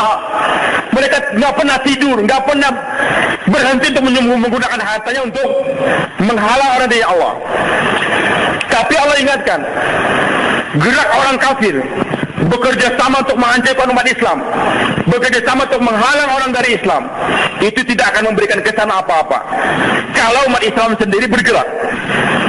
Maka Allah firmankan dalam ayat berikutnya surat Al-Anfal ini, illam taf'alu, kalau kamu enggak bekerja sama juga orang beriman, maka akan berdatangkan dua perkara Pak. Takun fitnatun fil ardi wa fasadun kabir. Nanti akan datang fitnah di dunia ini. Fitnah ini maksudnya bencana terus menerus datang. Kebakaran, kebanjiran, tsunami, pemboman, serangan udara, serangan darat, serangan laut, macam-macam akan datang terus. Enggak pernah berhenti. Ini namanya fitnah. Wa fasadun kabir, dan kerusakan yang besar, rusaknya akidah. Umat Islam akan pindah agama nanti. Umat Islam akan pindah agama. Kenapa? Bukan karena geraknya orang kafir menggunakan hartanya, tidak. Tapi musibah yang datang itu, umat Islam pindah agama karena umat Islam tidak bekerja sama satu sama lain. Orang kafir memang kerja sama mereka, bahkan iblis pun kerja sama mereka. Tapi kerjasamanya orang kafir untuk menghancurkan Islam tidak akan memberikan kesan apa-apa. Yang memberikan kesan itu adalah umat Islam tidak bekerja sama satu sama lain. Nah, kerjasamanya apa Allah katakan? Walladzina amanu, mereka yang beriman. nggak diam dengan iman mereka. Wahajaru, imannya dibawa bergerak. Bergerak dengan membawa iman. Syekh Yusuf rahmatullah katakan, matahari ketika bayan hidayah jamaah akan diberangkatkan, matahari beredar membawa cahaya, maka yang tersebar apa? Yang tersebar cahaya, kegelapan hilang. Suatu saat matahari akan beredar juga menjelang hari kiamat, matahari akan diredupkan oleh Allah, cahayanya dicabut, matahari masih beredar. Maka ketika mentari beredar tanpa cahaya, yang tersebar apa? Kegelapan. Maka beliau katakan, sekarang orang-orang turis-turis bergerak, mereka bergerak berada di dunia tanpa ada cahaya iman, tanpa ada cahaya sholat, zikir dan sebagainya. Datang ke Bali, sengaja beli celana pendek dipakai di depan toko tersebut. Mandi sengaja. Jadi mereka ini bergerak menyebarkan apa? Kegelapan. Sekarang Karkun bergerak, sholat ini mau bergerak. Lain Pak, sholat di rumah dapat pahala berapa? 1. Bawa itu sholat dengan bergerak, datang ke masjid, jadi berapa nilainya? 27. Gerakan itu sholat bawa ke Mekah sana, jadi berapa? 100.000. Bawa ke Madinah, jadi 50.000 ataupun 1.000. Bawa ke wajah Allah, jadi berapa? 7.000. Jadi nilai ibadah anda itu akan bernilai kalau dibawa bergerak. Maka ketika Karkun bergerak membawa sholat, Karkun bergerak bertasbih, berzikir, Karkun bergerak membawa sholat dan sebagainya, akan tersebar. Sekarang di airport Perancis, alhamdulillah sudah ada masjid. Bahkan di airport Singapura sekarang ada masjid. Di bandara Thailand sekarang, di Bangkok, ada masjid. Bahkan ada kaumnya khusus, marbatnya khusus. Masjid sekarang ada. Sebelumnya diawali di Perancis. Kenapa ada masjid di sana, Pak? Ya, kalau kita ingin berhusnuzon, berarti pemerintah Perancis sudah mengakui adanya Islam di sana. Dibuatkan masjid di airport Perancis. Bukan suuzon istilahnya tersebut. Kalau kita ingin mengkaji lagi, kenapa mereka bikinkan masjid? Ada rasa takut. Karena kenapa setiap rombongan datang mencari masjid nggak ada. Mereka wudu, azan, sholat berjamaah. Orang kafir lihat ada apa nih? Dikira mau demo. Ternyata sholat, ruku, bertanya-tanya, masuk Islam. Sekian ribu orang Perancis masuk Islam di airport Perancis. Kalau dibiarkan mereka sholat begini terus, nanti akan kacau nih. Maka dibuatkan masjid di pojok sana supaya sholat mereka jangan kelihatan. Maka saya biasa kalau bawa rombongan ke luar negeri, saya bilang udah, sebagian naik musola sana, sebagian sholat di sana, jangan ke musola. Ini syiar, Pak. Agama itu syiar. Sholat berjamaah itu syiar, jangan disembunyikan. Sholat berjamaah sembunyi-sembunyi. Dikumandangkan azan, itu syiar. Ada yang perkara yang harus disembunyikan memang, tapi ada yang harus disyiarkan. Wah, takut ria saya melontar, nggak usah ngelontar dah. Justru anda yang nggak melontar, itulah yang namanya ria itu, atau syirik namanya. Jadi kita mengerjakan sesuatu untuk dipuji orang namanya syirik, apa namanya ria? Nggak berani mengerjakan perintah agama karena takut, itu namanya syirik. Wah, kita nanti ria dibilang orang, kita sembahyang di rumah aja, anda mau syirik itu. Syiar agama harus dihidupkan. Hadirin yang dimuliakan oleh Allah Subhanahu wa taala. Sudah mulai merebak. Masjid-masjid pun dibangun. Digerak daripada dakwah tadi. Maka hadirin yang dimuliakan oleh Allah Subhanahu wa taala. Apa yang Allah katakan tadi? Walladzina amanu wa hajaru. Jadi iman jangan disimpan di rumah. Itu umat Nabi Musa, umat Nabi Isa. Silakan mereka dipuji oleh Allah. Ashabul Kahfi dipuji karena menyimpan iman mereka di gua sana. Tapi umat Islam ini nggak akan dipuji kalau menyimpan iman mereka di gua. Oh, udah, sekarang kita niru Ashabul Kahfi. 10 orang Karkun yang harus ditazkir 4 bulan. Kemana tahunya ngumpet. Tinggal di pesantren di Magelang saja, atau di Temboro, atau di Banjarmasin. Udah Pak, kami jangan ditazkir, Pak, kami 4 bulan belajar saja. Nggak akan dipuji oleh Allah, Pak. Bahkan bisa digampar oleh para malaikat nanti itu.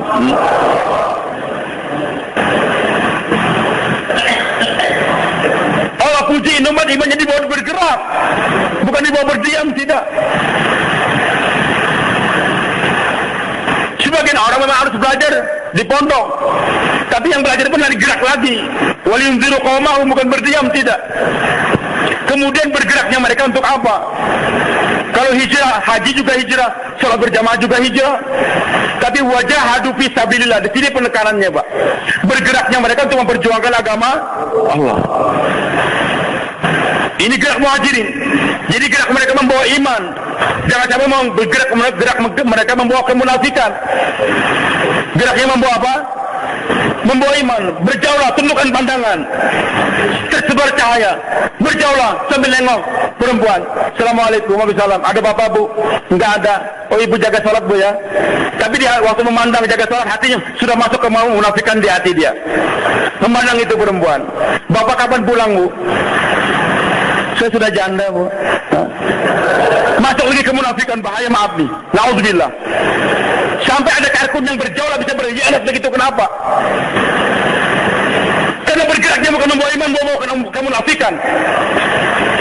Kalau terjadi karkun ini, singkirkan dia, gampar dia. Merusak jamaah. Saya yang pertama kali akan gampar dia. Bergerak membawa iman, bukan membawa kemunafikan. Bergerak. Ada orang sakit kena jin, dia mengobati sendiri sampai izin amir. Yang diobati perempuan. Tarik itu karkun, suruh pulang ke markas dia. Melawan, keroyok dia. Tapi jangan dibunuh. Dihajar saja. Maaf nih. Tapi gambarnya kayak gambar Abu Bakar kepada Umar. Karena kasihan sama dia, merusak jamaah. Maka hadirin kali ini kira bergerak mereka membawa iman, memperjuangkan agama, bukan menyembunyikan iman saja sebagai Ashabul Kahfi. Beda antara kita dengan mereka. Wajahadu fisabilillah. Kemudian gerak yang kedua yang dikunjungi tersebut, ketika rombongan datang, walladzina awaw wa nasaru. Mereka yang memberikan iwa, menyambut tamu, masjidnya dibersihkan, makanan pun dibuatkan. Dia berbuat dengan baik. Wa nasaru, bergandengan tangan, nusrah, mengunjungi, buat jaulah dan sebagainya. Mewujudkan bagaimana 13.000 jamaah terbentuk. Namanya nusrah. Iwa, memberikan makanan, minuman dan sebagainya. Nusrah, bergandengan tangan dengan kaum muhajirin, membawa ke jaulah. Maka kalau umat Islam bekerja sama demikian, dan ingat, para sahabat Nabi tidak ada yang muhajir daim, enggak ada yang ansari daim. Maksudnya jadi hijrah terus enggak ada. Abu Bakar hijrah dari Mekah ke Madinah. Hari ini dia muhajir, besok dia jadi ansar. Datang menandamu. Hari ini dia ansar, besok dia jadi muhajir lagi. Abu Ayyub Ansari radhiyallahu anhu, dia jadi ansari, menerima Nabi di rumah dia. Tapi besok dia akan jadi muhajir sampai meninggal di Turki sana. Jadi merupakan suatu bid'ah dalam dakwah. Bid'ah. Double bid'ah, multiple bid'ah. Bahkan bid'ah kuadrat macam-macam. Kalau ada karkun katakan, oh ini makomi bukan level saya. Saya ini sudah terbang jauh di udara, Pak. Saya tidak punya makomi. Itu bid'ah dalam dakwah. Anda berangkat 8 bulan, kembali ke makomi, hidupkan makomi. Oh saya di makomi kan lebih penting, makomi kuat. Jangan keluar dulu, kita makomi, itu juga bid'ah. Tidak Anda ingin menjadi ansari daim, tidak. Diputuskan musyawarah, saya berangkat jadi muhajir. Besok saya siap jadi ansar. Nah kalau dua ini ada gerak senantiasa dalam diri umat, maka janji Allah, Pak, ulaika humul mu'minuna haqqan, baru diakui hakikat iman seseorang.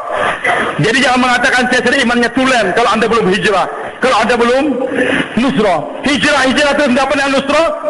Masalah dakwah terus tamu datang dia tinggalkan juga berangkat. Maaf Pak ya, saya nggak bisa nusrah Bapak, saya mau keluar. Nusrah tamu datang. Maka kalau hanya gerak hijrah saja, hakikat baru separuh iman. Nusrah saja belum. Dua-duanya kerjakan. Ulaika humul mu'minuna haqqan. Kalau sudah gerak, janji Allah, Pak, lahum maghfiratun. Lahum.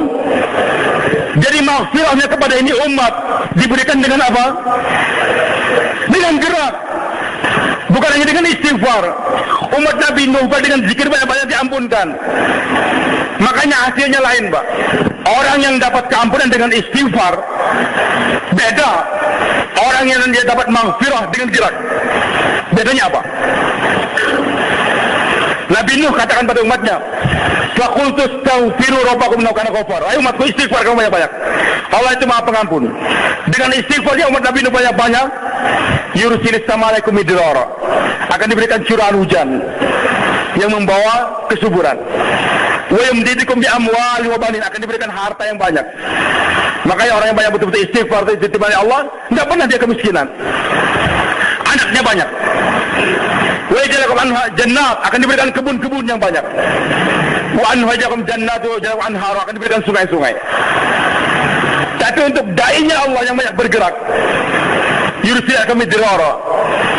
Hadirin barangkali dia bergerak di tengah tempat yang kering kerontang sana, tapi curahan hujan rahmat yang membasahi hati dia, menyuburkan dekatnya dia kepada Allah terasa, Pak. Hidupnya sederhana saja. Mungkin dia tidak banyak punya air, tapi hatinya disirami dengan air rahmat daripada Allah.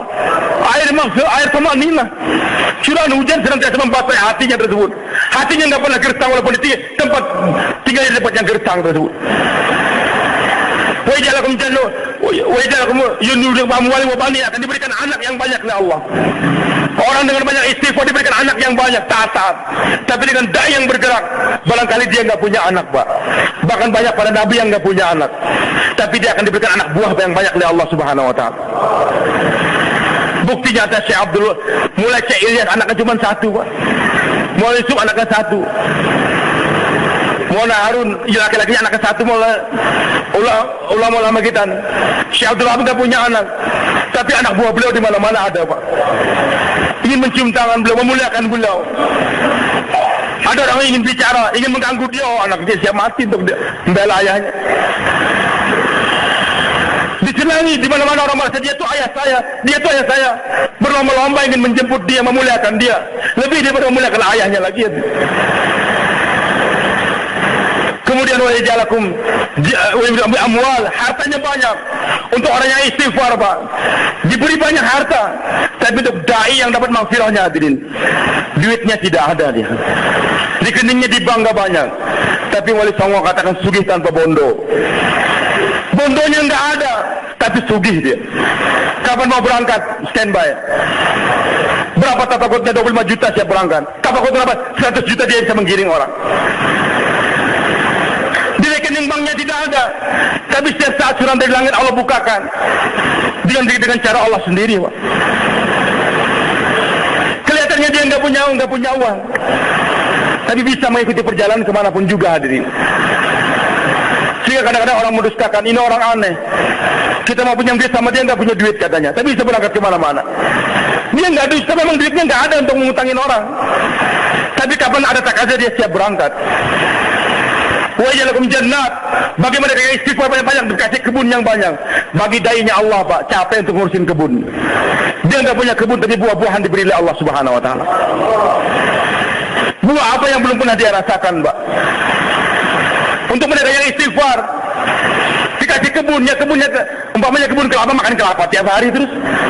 Tapi kalau dai-nya Allah, ajib, buah anggur ada, durian ada, buah macam-macam yang enggak dikenal di tempat dia pun ada. Pernah makan matwa? Matwa? Enggak pernah. Berangkat ke Irian Jaya sana akan ketemu anda matwa di sana.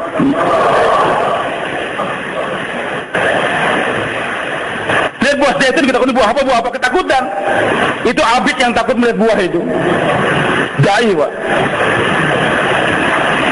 Dai, Pak, di surga dia enggak pernah pangling. Abid bisa masuk surga aja masih bingung dia. Orang Arab asik beribadah, lihat buah durian bingung di surga. Ini apa nih buah berduri? Dai enggak bingung dia. Karena Allah katakan di Quran, kullama ruzqa minha min samaratin wa utubihi mutasyabiha. Jadi di surga itu buah-buahan seperti di dunia ini gambarannya begitu. Enggak pernah lihat durian di surga bingung. Tapi kalau dari keliling udah biasa, kita durian ini tenang. Kelihatannya berduri tapi dalamnya lain. Enggak pernah lihat buah tin, bingung. Kalau dai keliling dunia dia enggak pernah bingung lihat itu semua. Biasa tinggalnya di gumuk, ibadah di gumuk, zuhud dia. Masuk surga bingung dia, pangling. Apa nih? Lihat bidadari dikiranya Allah. Itu dalam hadis diceritakan orang surga begitu bingung. Tapi bagi dai-nya Allah enggak pernah bingung, Pak. Karena Karena dia biasa, jauhlah kadang-kadang ke istana dia. Nunggu bicara sama presiden. Maka lihat istana di sorga nggak pangling dia. Kalau abid bisa pangling, Pak. Tapi kalau dai nggak pernah pangling. Wa ya'um jannat akan diberikan oleh Allah kebun itu bagi mereka istighfar. Tapi bagi mereka yang dai, Pak, buah-buahannya diberi oleh Allah langsung. Maka hadirin Allah Subhanahu wa taala, solusi semua itu. Enggak ada jalan lain kalau ini umat kembali kepada apa? Dakwah. Maka yang terakhir Nabi telah sabdakan, Pak. Idza tabayatu bil ina wa umat, kalau kamu sudah sibuk dengan keperluan hidup, sibuk jual beli saja. Wa raditum bizar'i, senang untuk berkebun. Wa tabatum azan baqari, lari di belakang ekornya sapi, sibuk dengan peternakan terus, ternak sapi kah, ayam kah, ternak macam-macam.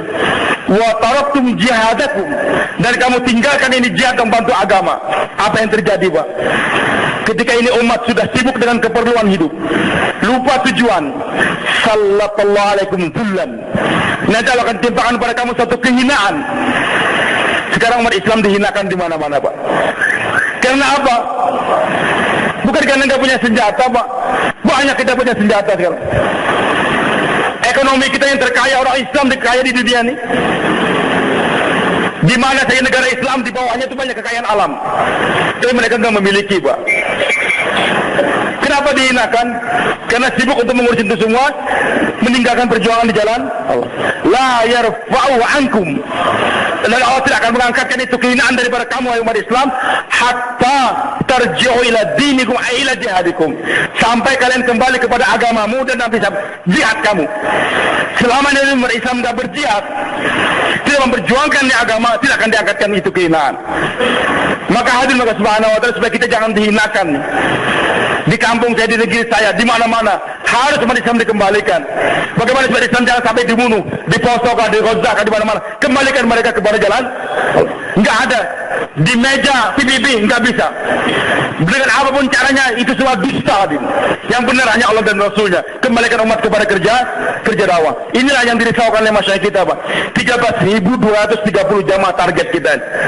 Bagaimana berita adanya istimewa bulan Juli? Jangan menunda keberangkatan kita. Mulai sekarang kita berangkat. 4 bulan, 40 hari kita berangkatkan sekarang. Bahkan yang berangkat sebelum istimewa, itulah ruh istimewa. Sesudah istimewa itu jakatnya saja lagi. Dan yang berangkat sebelum istimewa, nanti pahala orang yang keluar sudah dapat dia semua. Yang sesudah istimewa sekarang mendapat pahala dia saja.